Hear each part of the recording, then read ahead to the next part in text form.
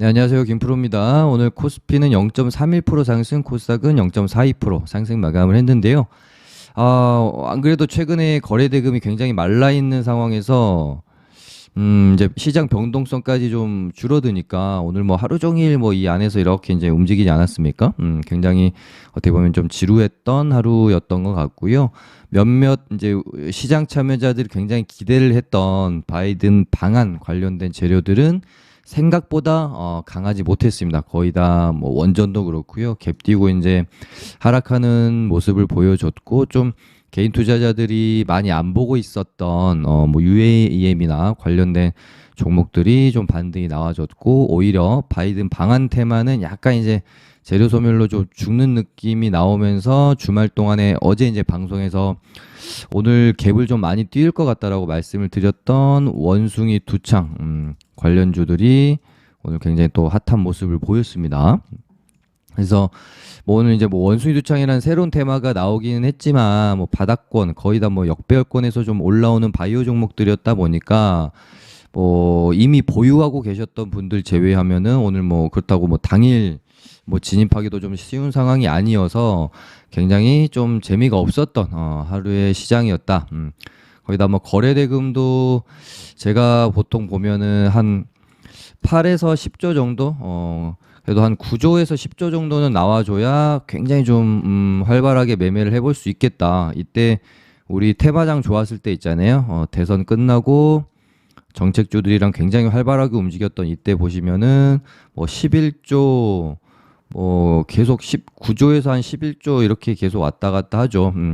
그랬기 때문에 이때 수익을 내기가 굉장히 수월했다. 근데 지금 보시면 얼마나 거래 대금이 줄어 있냐면 7조, 6조, 이날은 뭐 5조 9천억, 7조, 8조 이러니까 종목들이 이제 거래 대금이 줄어든다는 것은 뭐 예를 들어 10% 반등 나올 게 한 5, 6%밖에 안 나오고 5, 6% 반등 나올 게 한 3, 4%밖에 안 나오고 3, 4% 반등 나올 게 1, 2%밖에 반등이 안 나오니까 이게 단순히 뭐 1, 2%의 차이가 아니라 매매에 있어서는 굉장히 큰 차이가 될 수밖에 없는 거겠죠.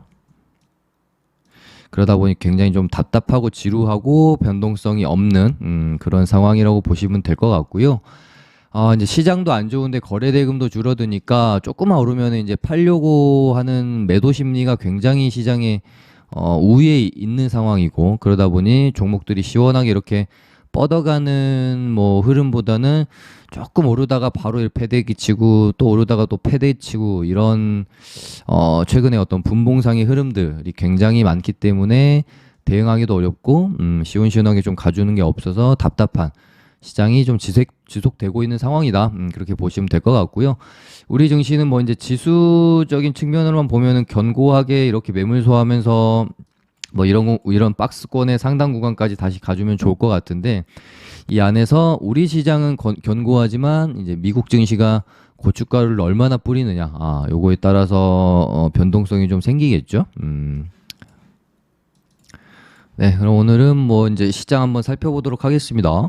일단 주말 동안에 굉장히 기대가 좀 컸었던, 근데 제가 이제 원전 테마 같은 경우는 요때, 요날부터 좀 말씀을 좀 드렸었거든요. 우진도 제가 뭐, 요때도 방송에서 여기서 이제 전고점까지는 한번 트라이가 일어날 거라고 말씀을 드리고, 실제로 전고점까지 갔다가 다시, 밀어버렸고, 그리고 이제 금요일 날 그 철강주도 시간에서 상간날 있죠. 그날 방송에서 하면서 주말에 이제 바이든 방한 관련해 가지고 제가 가장 주목해서 보고 있던 것은 철강이랑 뭐 원전이랑 뭐 이제 현대자동차 관련 뭐 자동차 부품주들 저는 요렇게 세 가지 테마를 가장 탑픽으로 좀 보고 있었는데 철강주는 목요일 날 이미 20% 넘게 상승이 나와 버렸어요. 그렇게 되면은 그러니까 어떤 이벤트를 디데이를 앞두고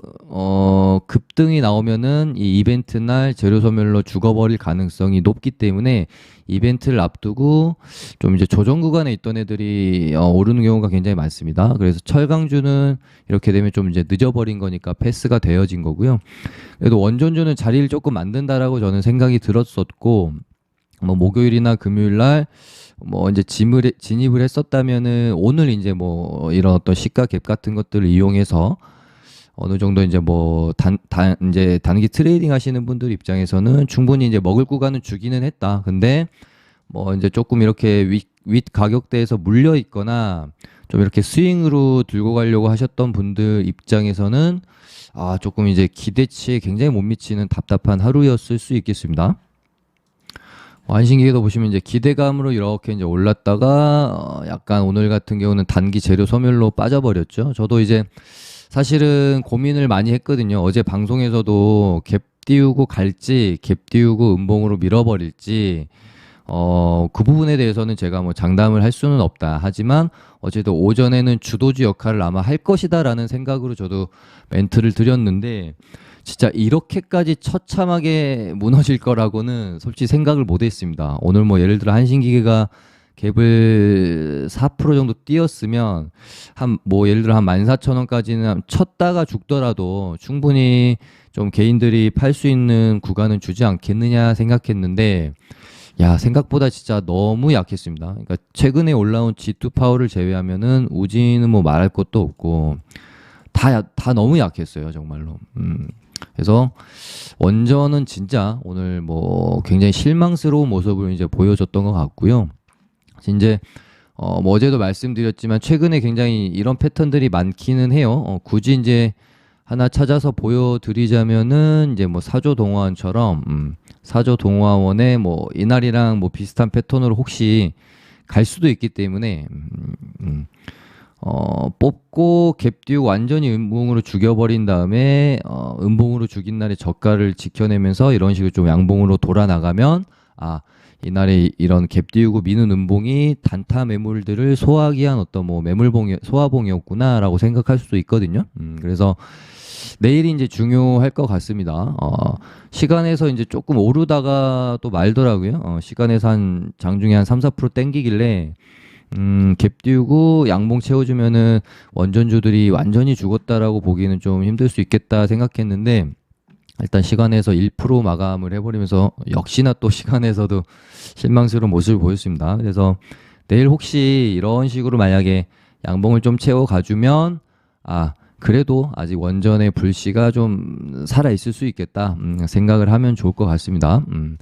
왜냐하면 이제 한미 원전 동맹이라는 사실 뽑으면 충분히 뽑을 수도 있는 뉴스가 재료가 주어졌는데 이렇게까지 힘을 못 쓰고 떨어진 게 저는 사실 조금 이제 의아하긴 해서 얘가 진짜 이대로 죽을까? 아니면 다시 이런 식으로 해놓고 천천히 스물스물 올라와서 흐름을 만들어 갈까? 이런 고민이 좀 있습니다. 지금으로서는 이제 조금 너무 약한 모습이긴 합니다만은 일단은 뭐 한신기계랑 뭐 우진도 이제 뭐 이런 가격대 21선 눌림목 구간에서 스물스물 뭐 예를 들어 다시 이렇게 돌아 나가다가 14,000원 뭐 돌파해주고 이렇게 이제 상승 흐름이 나올 수 있는지 정도 보시면 될 것 같습니다. 당연히 뭐 이렇게 가다 이렇게 떨어지면은 조금 힘들어지는 흐름으로 가는 거겠죠. 뭐 마찬가지로 서정기존도 뭐 아직 완전히 흐름이 깨졌다 이렇게 보기는 힘들어요. 이런 가격대를 훼손하면서 이렇게 떨어지면 조금 이제 단기적으로 흐름이 안 좋긴 한데 조금만 더 원전주들은 지켜볼 필요는 있겠습니다. 그리고 뭐 아까 말씀드린 것처럼 이벤트 날짜를 앞두고 많이 올랐던 애들 뭐 구형테크도 제가 뭐 이날 말씀드렸잖아요. 약간 재료 소멸로 죽을 가능성도 있어서 적극적으로 볼 생각은 없다라고 제가 방송에서 멘트 드렸었는데 이대로 그냥 일단은 죽여버리는 모양새였고 철강주들도 오늘 좋지 않았죠. 이미 시세가 나왔기 때문에 그러니까 이런 구간에서 접근하기는 조금 너무 부담스럽잖아요.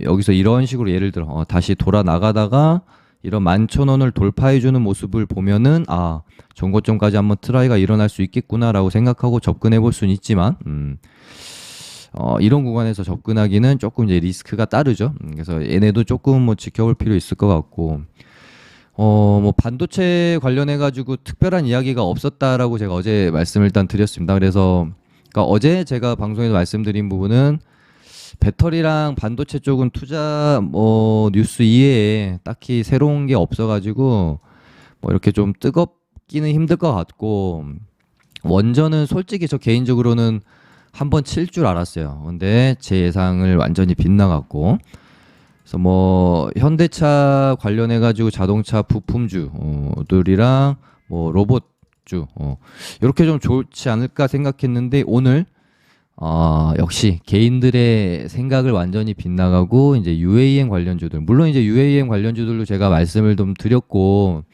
이런 식으로 차트를 잘 만들어 놓고 베셀도 이제 이 가격대를 뚫는 이런 한 번의 파동이 더 나올 수 있기는 하죠.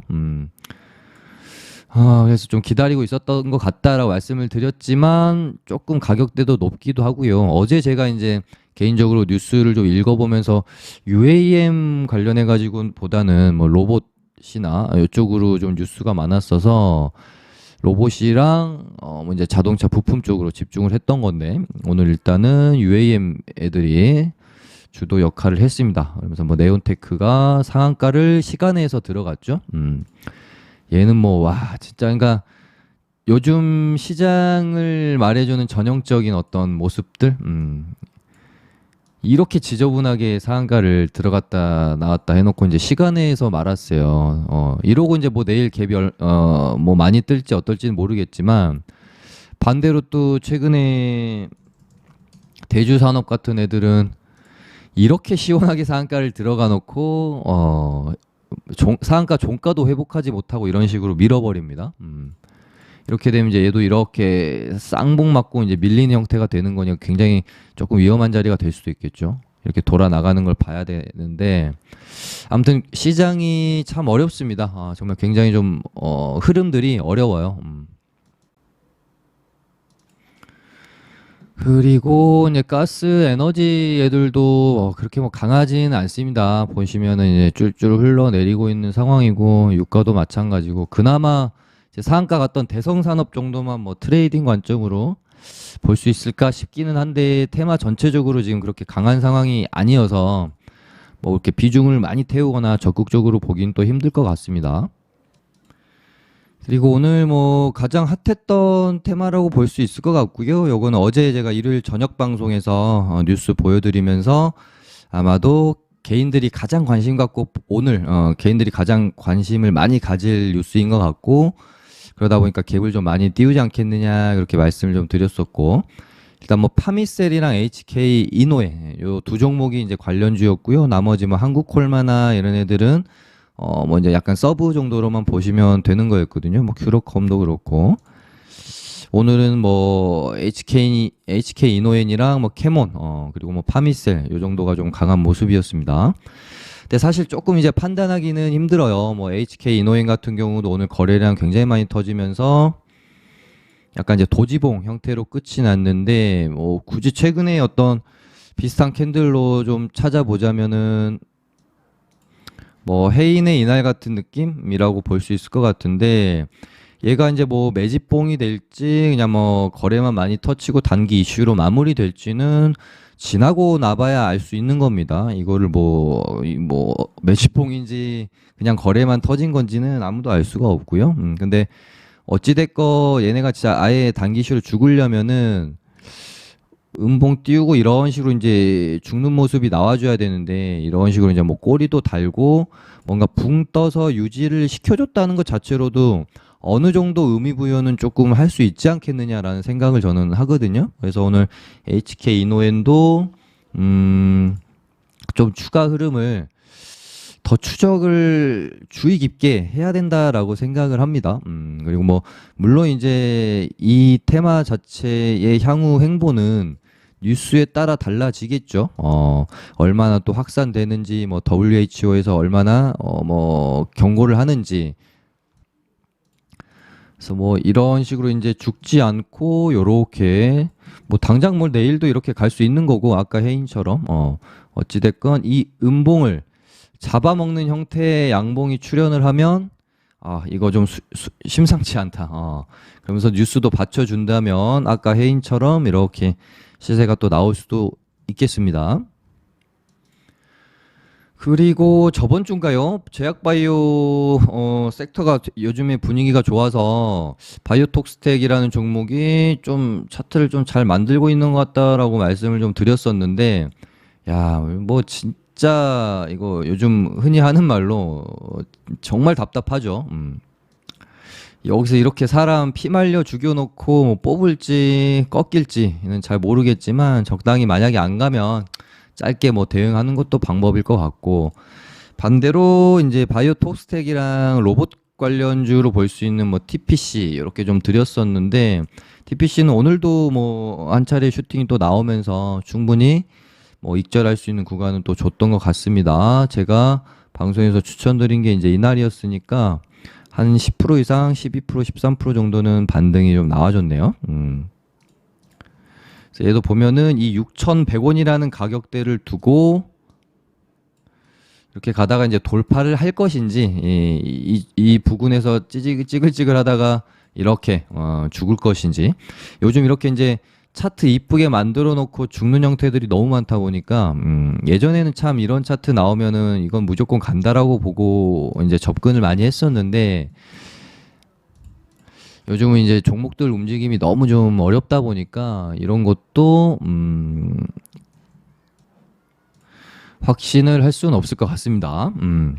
네, 오늘 뭐 요 정도 움직임이 있었고요. 이제 뭐 바닥권에서 좀 새롭게 올라왔던 애들이 오늘 이제 약간 상반된 뉴스가 두 개가 있었습니다. 바이든 대통령이 이제 대중 보복 관세를 인하를 할 것 같다. 뭐 이제 최근에 인플레이션도 빨리 이제 해결해야 되고 해서 이제 트럼프 대통령 때 보복 관세를 때렸던 부분을 뭐 이제 뭐 인하를 할 것 같다라는 뭐 이제 뉴스가 나왔고, 그러고 바로